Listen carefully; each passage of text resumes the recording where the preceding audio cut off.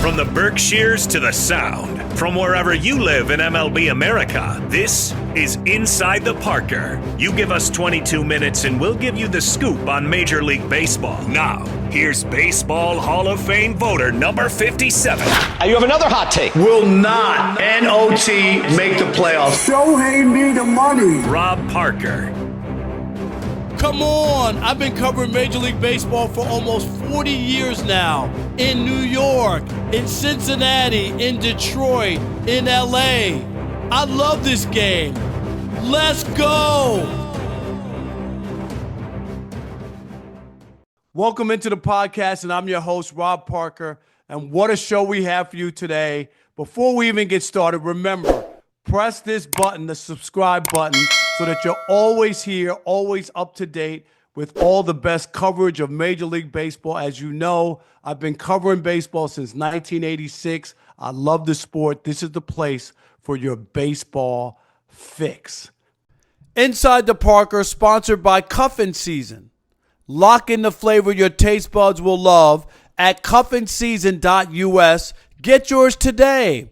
And for an extra 10% off, use the code MLBBRO in all caps. Welcome into the podcast. I'm your host, Rob Parker, and what a show we have for you today.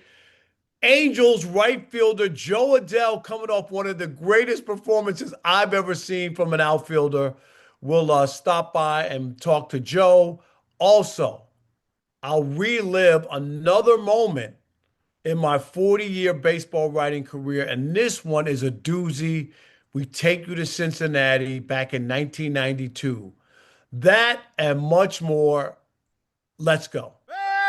To lead off, it's Getting Robbed. And keep them up. Rob's hot take on the three biggest stories in Major League Baseball. Number one. All right, it's been 2 weeks to the baseball season, basically, right? And I don't think anybody is surprised that coming into Thursday, the two best teams in Major League Baseball, the Dodgers and the Yankees. Coming into Thursday, the Dodgers 9-3, best in the National League, best in baseball. And the Yankees 8-3, best in the American League, second in baseball. Played one game less than the Dodgers, same amount of losses. And both of these teams look really good. We already know about the Dodgers and what they've been able to do, back-to-back World Series, adding people, Diaz, to their back end of the bullpen as their closer. Tucker they got as the big bat. They brought in all these people to go along with the team that's already won back-to-back World Series. So most people expect them to be in the mix.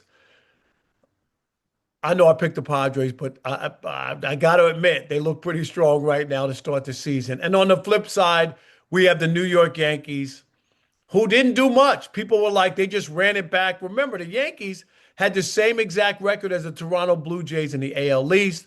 Blue Jays have beaten the Yankees in the season series, so they had the tiebreaker. But the Yankees won 94 games without their ace.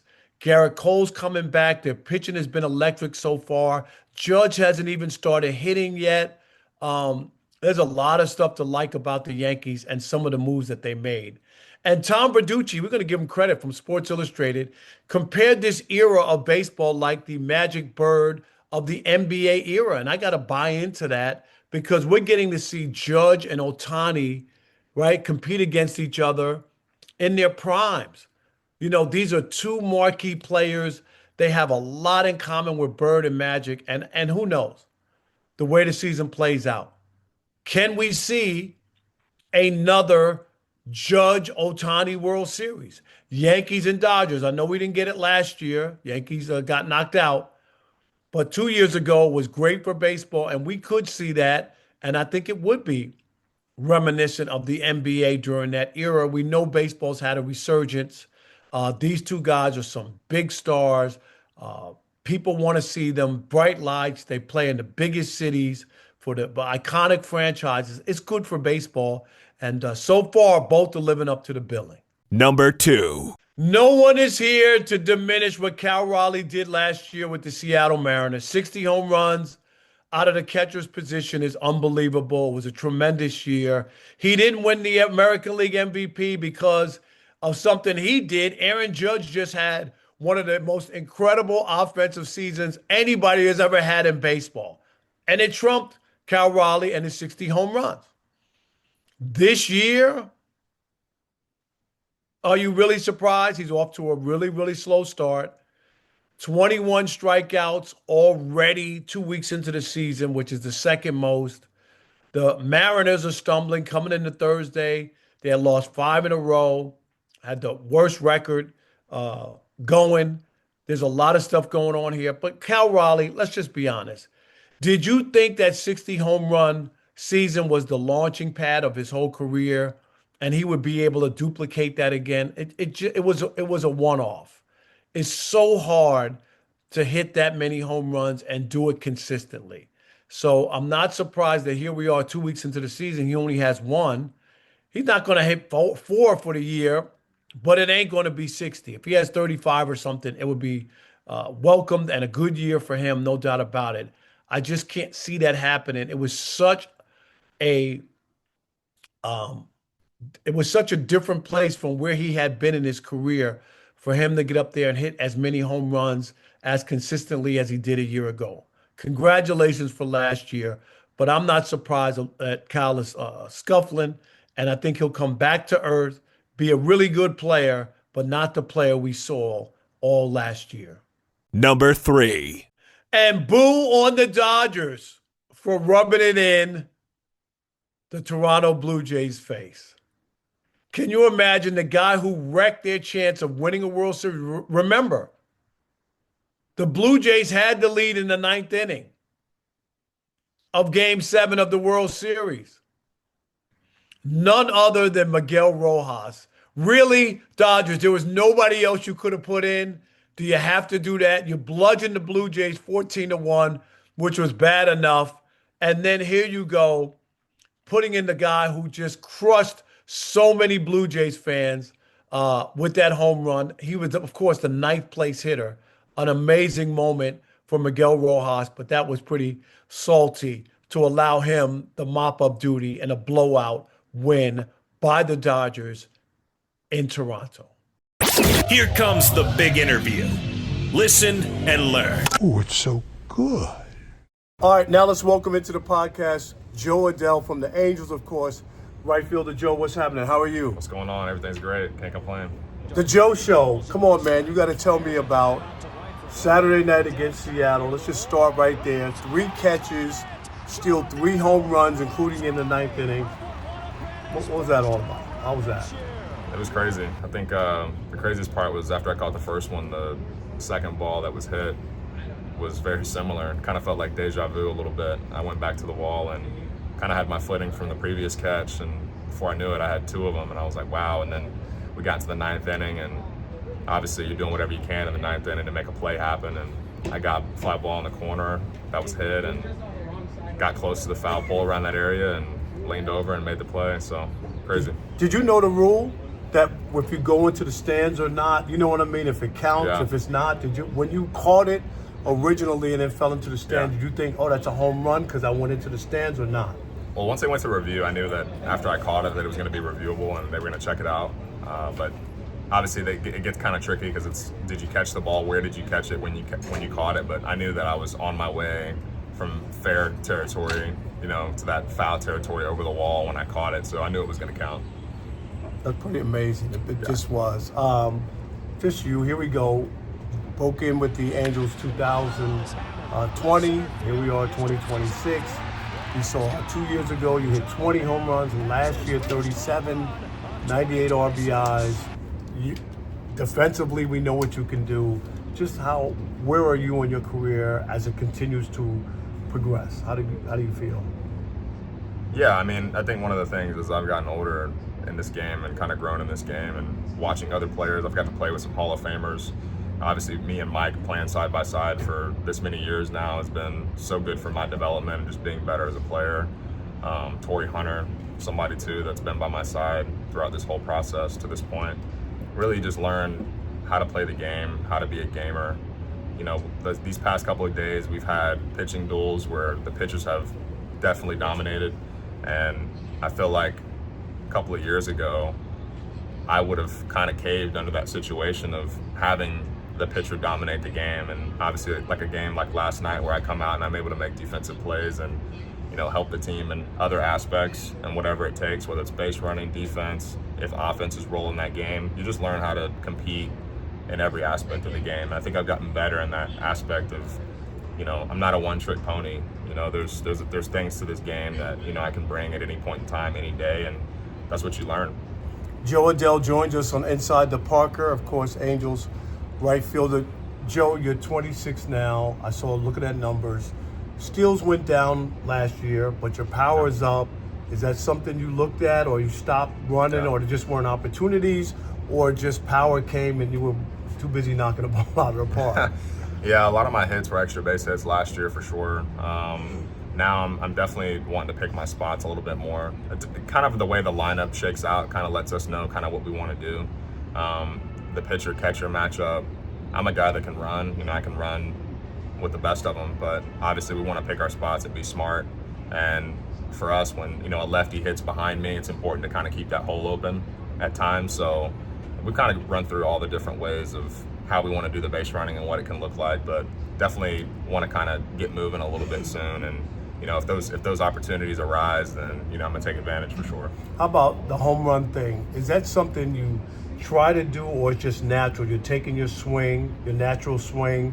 If you hit it good, it might go out of the ballpark. You know, it's not something you try to do, right? No, that type of stuff just appears. It's one of those things where, hey, like you get certain pitches in certain situations. You don't have to try to create. It's going to happen. But you definitely, when you're up to bat, you're picking pitches. That's the most important part, is make sure you know what you're looking at. If you're worried about gearing up to do more than you should, then that's when things happen that shouldn't happen. That's when decision making goes down the drain. So for me, I'm just looking for pitches that I think I can do damage with and hit well. But the home run is the last thought for sure.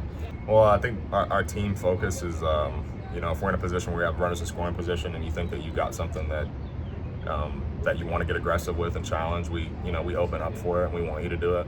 But if it's close and we're in a situation where either we have a lead or nobody's on base, we don't have runners in scoring position, I think you got to be smart with when you use it and understand that, you know, sometimes if, you know, it happens to be a ball but it's too close, you just have to kind of wear it, you know, and not use it. You only get 2 of them, so you can only miss twice, right? You know, and that's it for the whole game. So, you know, you never know when you're going to need those in the 9th inning when you're on defense, or when, you know, we always talk about, hey, like we have our offensive challenges, but we also need to save some for defense. And so it's got to present itself. I've gotten a couple pitches where maybe I could have challenged that I didn't challenge just because of the situation. But definitely runners in scoring position.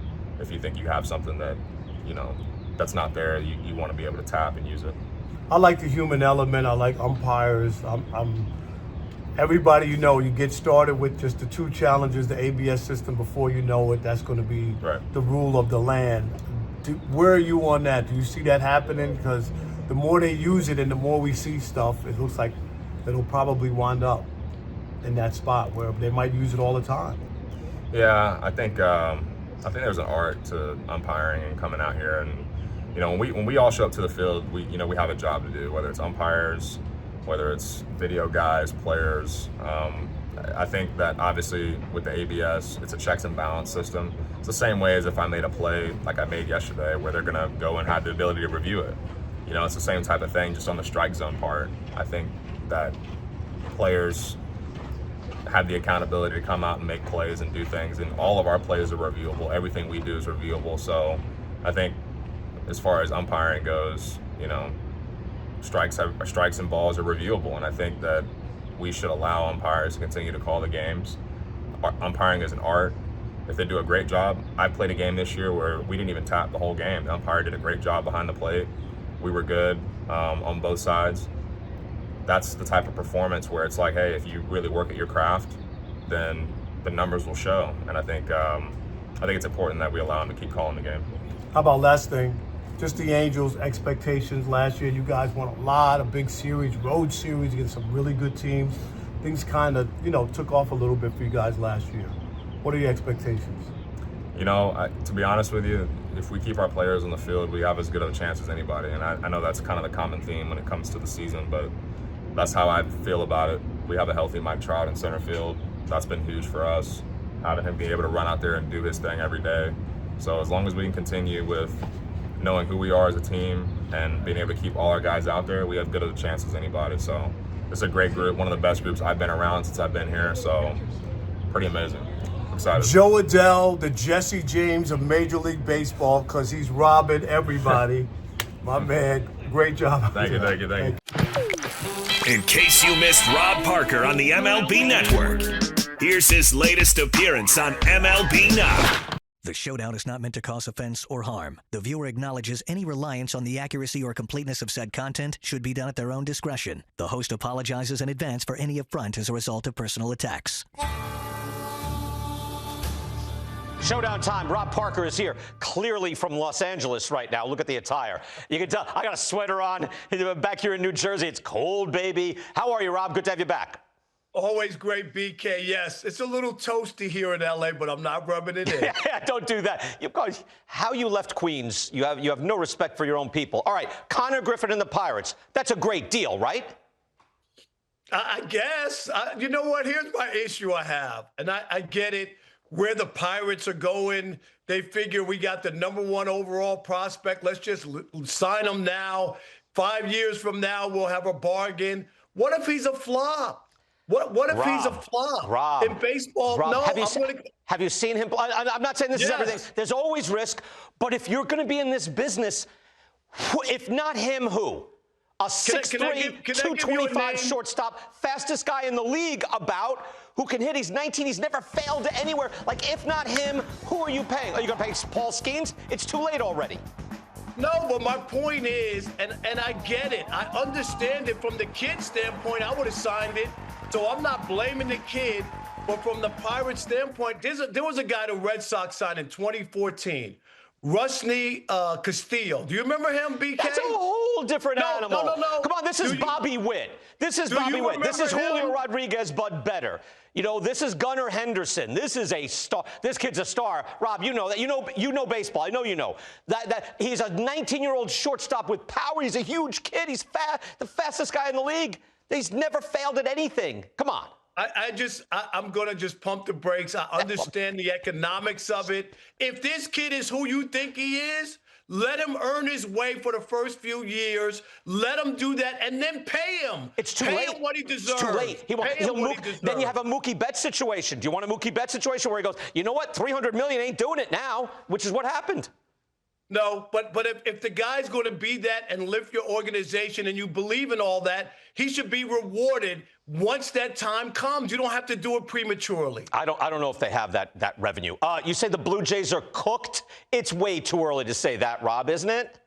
BK, how many years have you known me? How many times have I come on this show, 41. told you that teams that made the World Series aren't going back to the playoffs? How many times? Over and over. You've been right a lot about team. When you say they're done, you're right a lot of the times. I'll give you that. Yeah. I told you last year the Mets wouldn't make the playoffs. You remember you gave me all the reasons why they were going to get in. I told you they weren't going to make it. The Blue Jays are cooked. They're not the same team from a year ago. April. It doesn't feel the same. April. I'm telling you. It does. It's so crazy early, though. All right, I'm going to the next thing. This is like a real deal fight. Real deal is Evander Holyfield, and Rob knows that. Nobody else does anymore. Jorge Soler, Reynaldo Lopez. I think the suspensions are light. I know they don't charge the mound anymore. It's been years. But I'm thinking this does not disincentivize, violence that we all have fun with it, but you really can't have too much of it in the game. I agree with that. This was a Pier 6 brawl, as the late, great Bob Murphy, Mets announcer, used to say. This was a real fight. This is not like an NBA fight or an NFL fight. This is real deal. And when you're throwing a ball at somebody and whatnot, unbelievable. I'm with you that baseball didn't come down with a little harder punishment in this situation. Somebody could have gotten hurt, including maybe, career, shoulder, arm, something serious when that many people get together and it ain't just holding and pushing. That was a fight. They're fortunate that there were many responsible men around them. Everybody de-escalated. Almost everybody surrounding. And the next time it happens, maybe you have a different mix of dudes. And when we know it can go very differently. All right, the Jo Adell game. All right? Where does it rank? 3 home run robberies in a 1-0 win. Where does it rank? I'm not giving you hyperbole. It was the greatest outfield game I've ever seen in the history of Major League Baseball. Wow. From you. BK, people have made great catches. No one has taken away 3 home runs. Yeah. And then your team wins 1-0, and you win the game by jumping into the stands to take away a home run from J.P. Crawford that would have tied the game in the 9th inning. It was the greatest outfield performance I have ever seen in my 40 years covering Major League Baseball. I just wanted that to be printed so they had an in and an out so they could cut that, because you're such a hater. And you're known as a real hater. I know you're not. I know you have historical baseball in mind. You were saying, hey, pump the brakes on the Ohtani game and everything. So if you're saying it's the greatest ever, I'm just going to let that go. I had Tommy Agee footage from 1969 rolled up, but I won't even do that to you, all right? Out of respect. It's fine. Because you gave it up. Tommy Agee was great, but I've never seen anybody take 3 runs away in one game. You gave it up. By the way, sincere congratulations. You're being inducted into the Black Sports Writers Hall of Fame this weekend in North Carolina. Congratulations to you. That's a tremendous honor. You know what, BK? Thank you so much. I am absolutely thrilled and humbled. It's at North Carolina A&T for the students to all be there and see. And it's been a long road, 40 years, as you know, BK, starting out at the Daily News in New York back in 1986, all the way to now. So I'm thrilled and honored.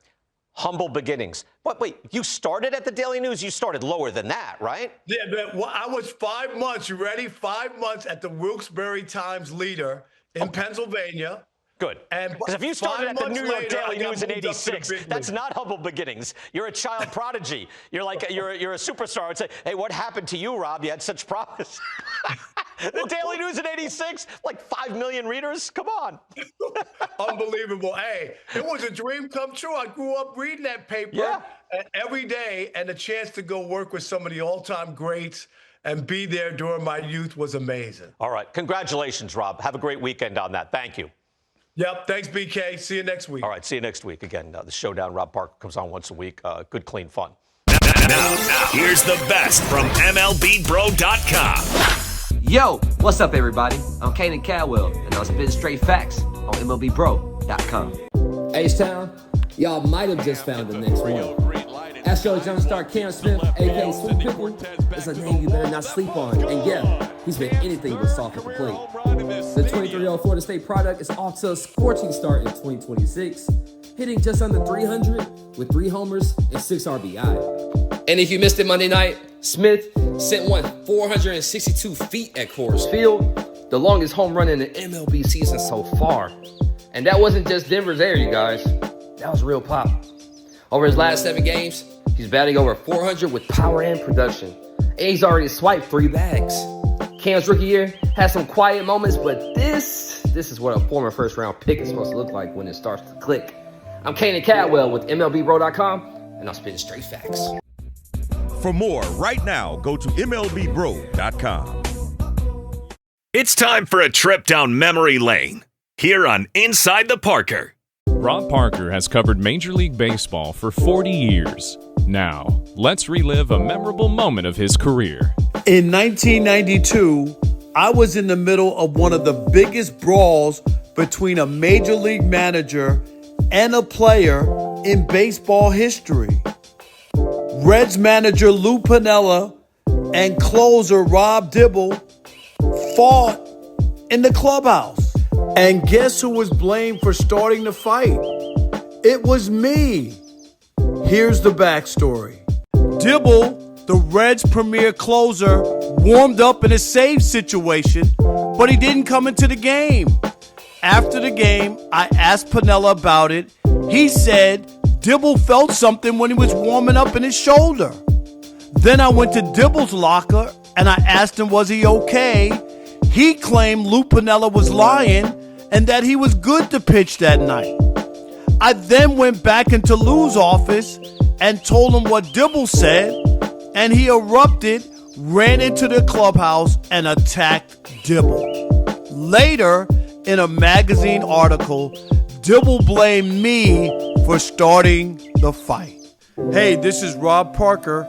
Come back all season long, every week, as I chronicle my 40 years of covering Major League Baseball. And if you missed any episodes, go to MLBBro.com and catch up.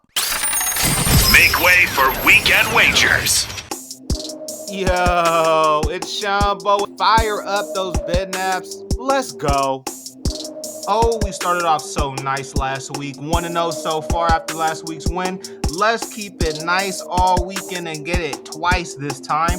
And let's start things off with the Chicago White Sox. Off to an amazing start, led by young Murakami with his 4 home runs. We think that they keep that momentum going over the KC Royals. Give me the White Sox on the money line. Go ahead and take that plus money on those away dogs. Then for the second game, we're hitting up San Diego as the Colorado Rockies take a visit to SoCal, and we think it's going to be much of the same as last week. Ball out the park, take the over 8.5 total runs. Hi, I'm Rob Parker, the founder and editor of MLBBro.com, where we cover black and brown major leaguers. 75% of the content will be about the current black and brown stars in Major League Baseball. The other 25%, we'll take a look back at some of the great black players. On the site, there'll be a ton of great written stories and videos and features. MLB Bro, because you need to know. MLB fans, when it comes to Major League Baseball, no one covers it better than the Odd Couple. Fact. I am the baseball king. First, second, third, and home. We're leading shows with baseball. Game over. They don't watch it. They don't know the game. All in one place. Right here on Fox Sports Radio. I love baseball.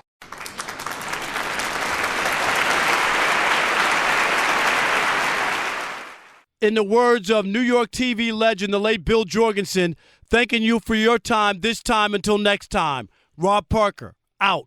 He can't get it. This could be an inside to Parker. See you next week. Same bat time, same bat station.